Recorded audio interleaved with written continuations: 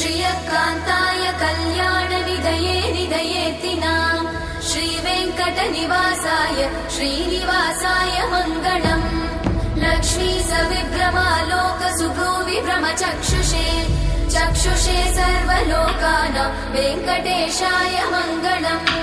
श्रीवेङ्कटाद्रिशृङ्गाग्रमङ्गलाभरणाङ्गये मङ्गलानां निवासाय श्रीनिवासाय मङ्गलम्। सर्वावयव सौन्दर्य सम्पदा सर्वचेतसां सदा सम्मोहनायास्तु वेङ्कटेशाय मङ्गलम्। नित्याय निरवध्याय सत्यानन्दचिदात्मने सर्वान्तरात्मने श्रीमद् वेङ्कटेशाय मङ्गलम्।